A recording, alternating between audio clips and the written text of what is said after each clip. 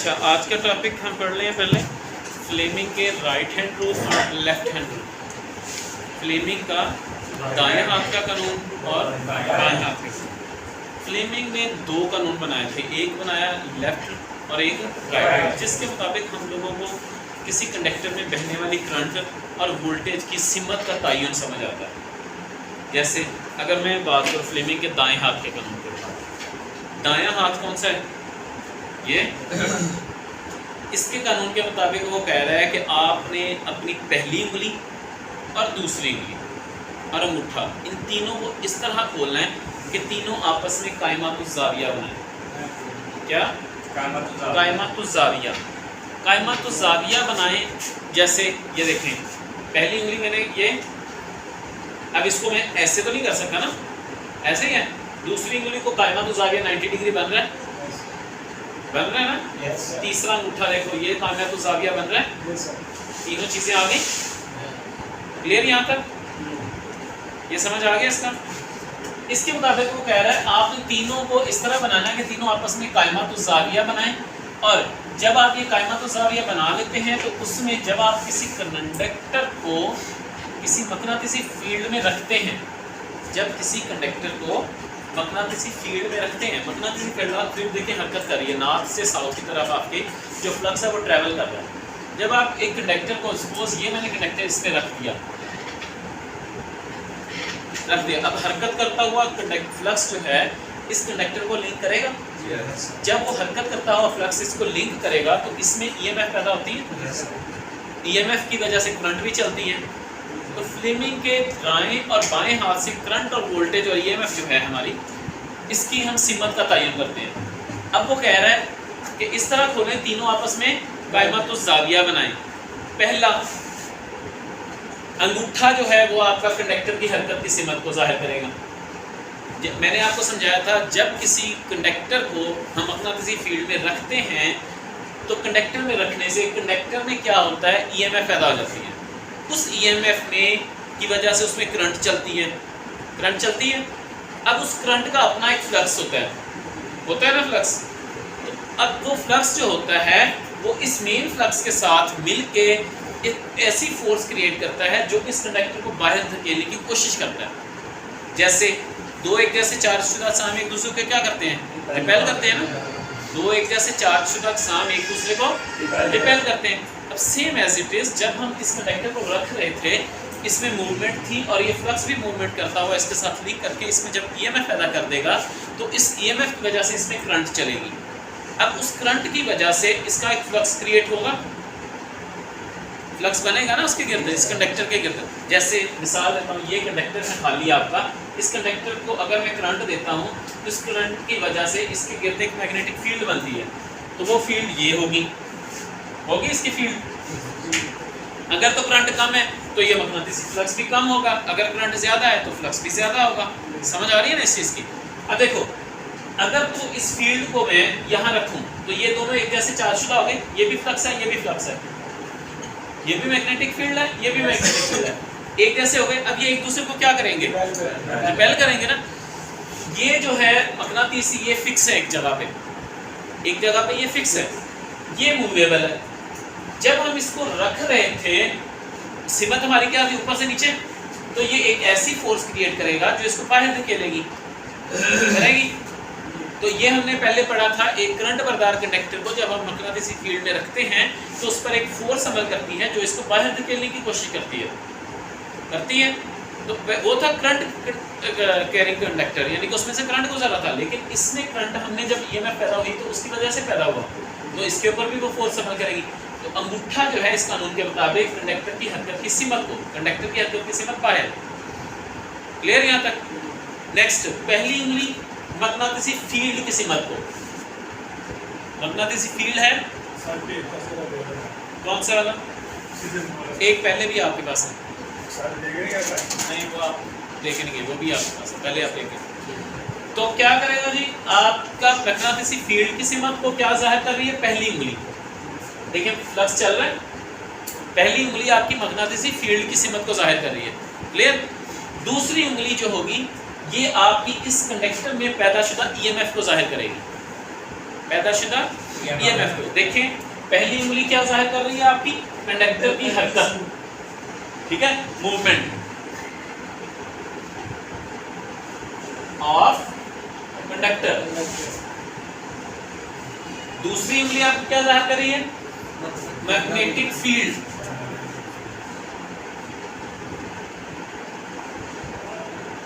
Magnetic flux. अंगूठा किस चीज को जाहिर करेगा, इस कंडक्टर में चलने वाले ईएमएफ को। हाँ जी, इस चीज की समझ आ गई। फिर सुन लें, फ्लेमिंग के दाएं हाथ के मुताबिक, कानून के मुताबिक आपने क्या करना है, अपने हाथ की शहादत वाली उंगली, दूसरी उंगली और अंगूठा तीनों को इस तरह खोलना है, तीनों आपस में कायमातु ज़ाविया यानी कि 90 डिग्री का एंगल बनाएं। कायमातु ज़ाविया 90 डिग्री का एंगल, तीनों ने आपस में 90 डिग्री का एंगल बना लिया। अब उसके मुताबिक जब आप इसको देखेंगे इस कानून के मुताबिक, तो अंगूठा जो है आपका कंडक्टर की हरकत की सिमत को जाहिर करेगा, कंडक्टर बाहर की तरफ धकेलता है, ऊपर की तरफ ही जाएगा, ठीक है। उसके बाद जो पहली उंगली है शहादत वाली उंगली, ये आपकी मैग्नेटिक फ्लक्स को जाहिर करेगी। दूसरी उंगली जो है वो आपकी ईएमएफ को, पैदाशुदा ईएमएफ जो इसमें पैदाशुदा ईएमएफ होती है उसकी सिमत को जाहिर करेगी। तो ये होता है आपका फ्लेमिंग के दाएं हाथ का कानून। इस चीज़ की समझ आ गई है, क्लियर। नेक्स्ट आ जाते हैं फ्लेमिंग के बाएं हाथ के कानून। मैंने आपसे पहले कहा था फ्लेमिंग के दो कानून हैं, पहला दायां और दूसरा बायां।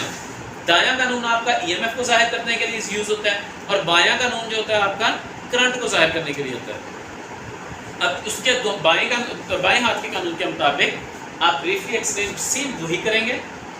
क्या करेंगे, पहले शहादत वाली उंगली, दूसरी उंगली और अंगूठा, इन तीनों को आपने इस तरह खोलना है कि तीनों आपस में कायमातुज़ ज़ाविया बनाएं।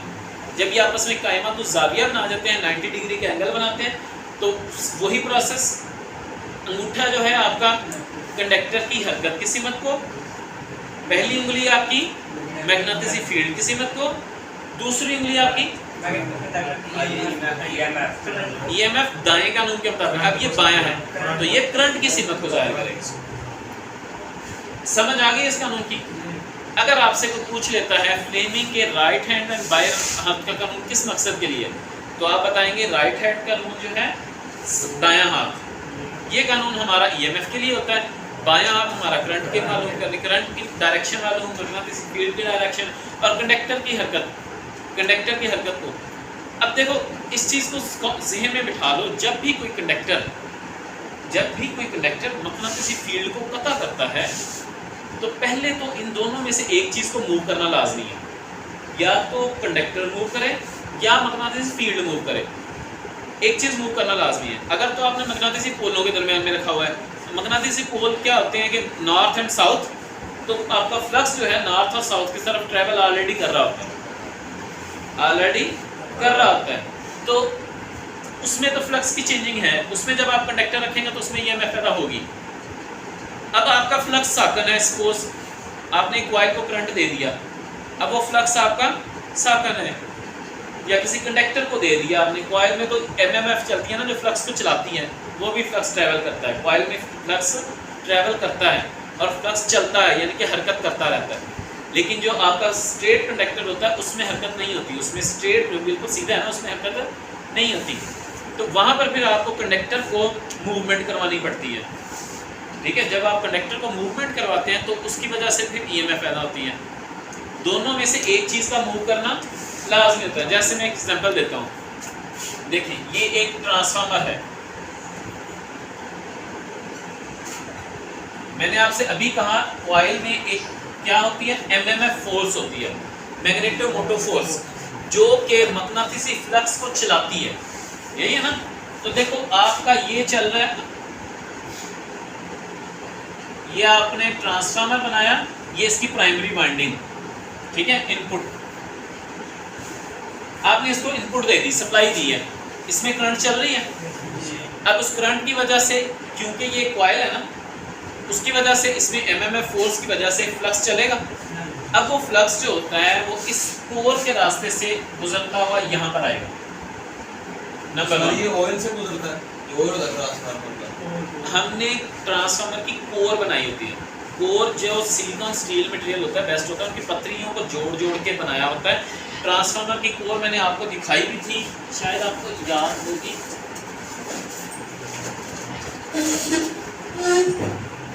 ये देखिए, ये आपका ट्रांसफार्मर है। इस ट्रांसफार्मर में ये इसकी अंदर वाइंडिंग है, बाहर ये कोर होती है इसकी। ये मैं खोल के आपको दिखा देता हूँ। ये इंस्ट्रूमेंट ट्रांसफार्मर है।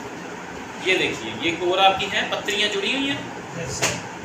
ये सिलिकॉन स्टील मटेरियल होता है सबसे बेस्ट, जो इस पत्रियों के लिए बनाया है, सिलेक्ट किया करते हैं, वो सबसे ज़्यादा अच्छा होता है।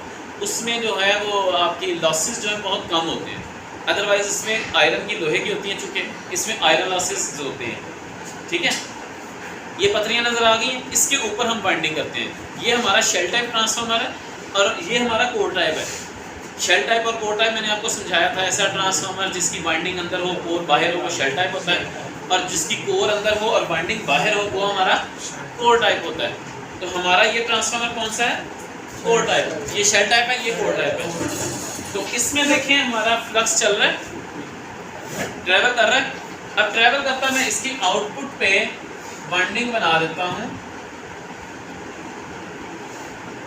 ये अब आउटपुट पे जाके जब वो फ्लक्स इसकी सेकेंडरी वाइंडिंग के साथ लिंक करेगा तो उसमें क्या होगा? ईएमएफ पैदा होगी, तो वो वोल्टेज हमें आउटपुट पे मिलेंगे। अब देखें, इस चीज में देखें क्या ट्रैवल कर रहा है फ्लक्स? कंडक्टर कोई हरकत कर रहा है? नहीं ना, कंडक्टर हरकत नहीं कर रहा, फ्लक्स हरकत करता हुआ इसके साथ लिंक कर रहा है। लेकिन देखें, दोनों में से एक चीज मूवमेंट हो रही है ना लाजमी। फ्लक्स, अब कुछ फ्लक्स इधर से रास्ते से होता हुआ इसके साथ लिंक करेगा तो इसमें ईएमएफ पैदा होगी, कुछ फ्लक्स इस तरफ जाया हो जाएगा। ठीक है, कुछ तरफ जाया हो जाएगा। जो जाया हो जाता है उसको हम कहते हैं लीकेज फ्लक्स। Leakage flux. और जो फ्लक्स इसके साथ मिलके और इसके साथ भी जाके मिल जाता है उसको हम कहते हैं म्यूचुअल फ्लक्स। जैसे आपके म्यूचुअल फ्रेंड्स होते हैं फेसबुक पे, तो वो फ्रेंड्स जो आपके भी हों और दूसरे बंदे के भी हों तो उनको म्यूचुअल कहते हैं। तो वो फ्लक्स जो दोनों वाइंडिंग के साथ लिंक करेगा उसको हम म्यूचुअल फ्लक्स कहेंगे। वो फ्लक्स जो सिर्फ एक वाइंडिंग के साथ लिंक करता है उसको हम लीकेज फ्लक्स कहते हैं। तो म्यूचुअल फ्लक्स की समझ आ गई है?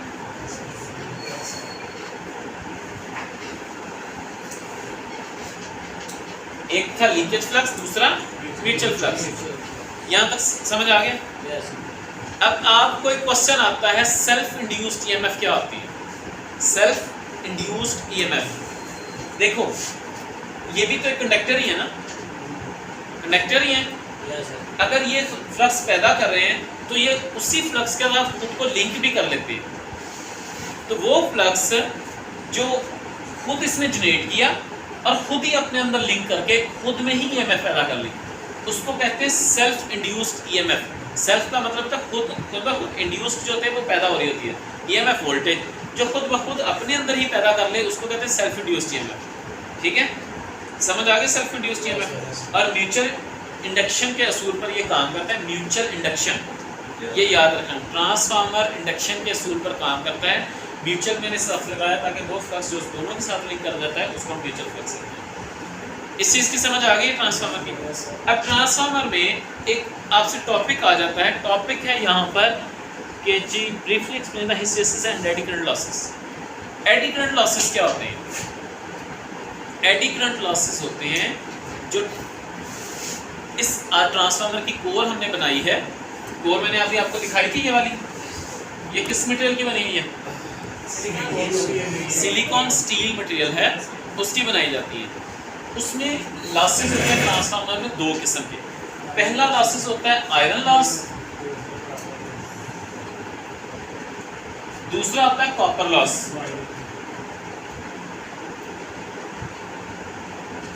बाइंडिंग इसकी किस मटेरियल की बनी होती है? कॉपर की। तो उसमें लॉसेस जो होंगे वो कौन से होंगे? कॉपर लॉसेस होंगे। लॉसेस किस वजह से होते हैं? लॉसेस किस वजह से होते हैं? नुकसान होते हैं, पावर का ज़ाया होता है ना हमारा। पावर किस वजह से ज़ाया होती है? देखो जो आपकी कॉपर लॉसेस होते हैं, नुकसान कोई भी होते हैं, अगर किसी वायर में बात करें तो वायर में एक रेजिस्टेंस की वजह से ड्रॉप होते हैं ना, आपके वोल्टेज ड्रॉप होते हैं तो वोल्टेज की वजह से आपकी पावर कम हो जाती है। ऐसे ही है। तो ये भी तो कॉपर की बनी हुई है ना वाइंडिंग। तो कॉपर लॉसेस की बात कर रहा हूँ तो लॉसेस किस वजह से हो रहे हैं? उसके रेजिस्टेंस की वजह से। अगर तो ये मटेरियल 99% मैं सही गुड यूज़ करूँ तो मेरे 99 पॉइंट लॉसेस जो है कम हो जाएंगे। अगर मैं ये मटेरियल मिलावट वाला यूज़ करूँगा, मिक्सिंग है जिसमें आयरन की मिक्स ज़्यादा है, तो फिर इसमें लॉसेस भी ज़्यादा होंगे। ठीक हो गया ना? तो आप लोगों ने मटेरियल वो यूज़ करना है या वो सिलेक्ट करना है जिसमें आपके लॉसेस आपको पता है कि कम से कम मिलेंगे मुझे, जो आपकी प्योरिटी दे रहा है, आपको 99.9% कॉपर पूरी दे रहा है, वो आपने यूज़ करना है। जैसे आप वायरिंग करते हो, वायरिंग करते वक्त मैं आपको बताता हूँ कि आपने सबसे पहले कंडक्टर की सिलेक्शन करनी होती है। कंडक्टर की सिलेक्शन क्या है? आप अच्छे से अच्छा कंडक्टर चूज़ करें जिसमें आपको यकीन हो कि ये अच्छा रेशेदार कंडक्टर है। अब इसमें कौन से हो रहे हैं? Copper losses. अब इसकी कोर जो होती है वो किस मटेरियल की बनी हुई है?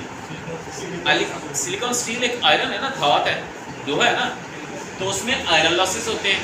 अब आयरन लॉसेस में दो इसकी टाइप्स होती हैं। एक टाइप होती है AD current losses,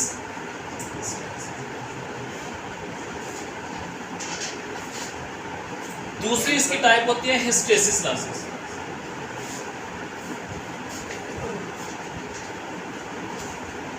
eddy current losses होता है बेटा फ्लक्स के फैलने और सिकुड़ने की शरह।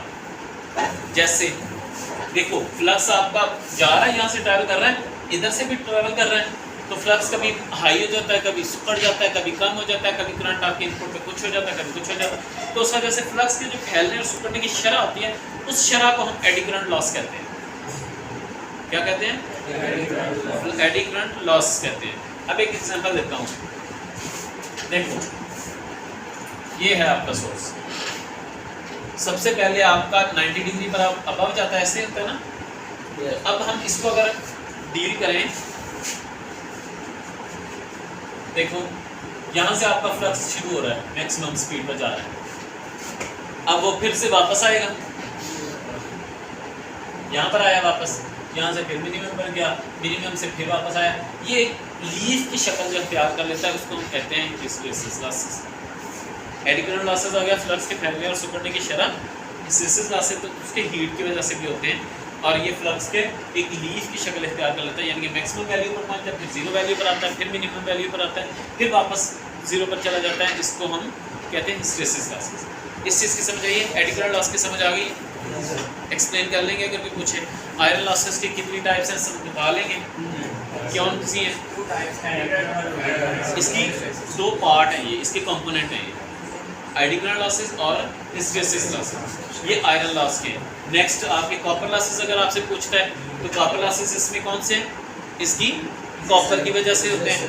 ट्रांसफार्मर के काम करने का असूल क्या है? इलेक्ट्रोमैग्नेटिक इंडक्शन, इलेक्ट्रोमैग्नेटिक इंडक्शन के असूल पर काम करता है। इंडक्शन का असूल क्या है? जब कोई करंट बरदार कंडक्टर अपने पास पड़े हुए कंडक्टर में असूल ईएमएफ पैदा करता है, उसको हम इंडक्शन का असूल कहते हैं। कोई करंट बरदार, देखो हमने इसको करंट दी हुई थी, तो ये अपने पास पड़े हुए कंडक्टर में अस खुद ईएमएफ पैदा कर रहा है, तो इसको हम कहेंगे फिर इलेक्ट्रोमैग्नेटिक इंडक्शन। समझ आ गई इंडक्शन का असूल? कर लोगे? हाँ। एक ईएमएफ की दो टाइप्स और होती हैं, एक होती है डायनामिकली, एक स्टैटिकली। ये मैंने पहले भी आपसे बताई थी। अब डायनामिकली में क्या होता है, स्टैटिकली में क्या होता है? डायनामिकली इंड्यूस्ड ईएमएफ वो होती है जो मकनातीसी फील्ड साकन हो और कंडक्टर को उसमें घुमाया जाए। क्या है? मकनातीसी फील्ड साकन और कंडक्टर को घुमाया जाए। देखो जनरेटर चलाते हो, उसमें उसका प्राइम मूवर घूमता है, जब आप उसके कंडक्टर्स को घुमाते हो तो उसमें ईएमएफ पैदा होती है और वो स्टार्ट होता है ना, ऐसे ही है। तो उसमें जो ईएमएफ पैदा होती है वो डायनामिकली इंड्यूस्ड ईएमएफ, वो भी हमें आउटपुट दे रहा है ना, वोल्टेज ही देता है ना। अगर गौर करो, जब आप उसका प्राइम मूवर एक रस्सी बांधी होती है, उस रस्सी को आप खींचते हो, ज़ोर से चलाते हो, उसके अंदर हरकत शुरू होती है, उसके अंदर मोटर चलती है ना उसके अंदर, तो वहाँ पर जो ईएमएफ पैदा होती है वो हमारी कौन सी होती है? Dynamically induced EMF. अब इसमें देखो किसी कंडक्टर को हमने हरकत दी है नहीं ना, इसमें हमने किसको हरकत दी है? फ्लक्स को। तो ऐसी ईएमएफ जिसमें कंडक्टर साकन हो और मकनातीसी फील्ड हरकत करे, तो उस ईएमएफ को हम कहते हैं statically induced EMF. Statically induced EMF. बयान कर लेंगे। अगर क्वेश्चन आ जाता है कि ऐसी है, आपका एमसीक्यूज इसमें बन सकता है कि ऐसी ईएमएफ जो कि मकनातीसी फील्ड को घुमाकर या हरकत देकर और कंडक्टर को सर्कल रख के किया जाए तो उसको हम क्या कहते हैं। ऑप्शन होगा आपका स्टैटिकली इंड्यूस्ड ईएमएफ। ठीक है। दूसरा आपसे क्वेश्चन आ जाता है जिसमें आपको मकनातीसी फील्ड को साकन रखा जाए, कंडक्टर को उसमें हरकत दी जाए, तो वो कौन सी ईएमएफ होगी। Dynamically induced EMF. इस चीज़ की समझ आ गई, एक्सप्लेन कर लेंगे। चलें।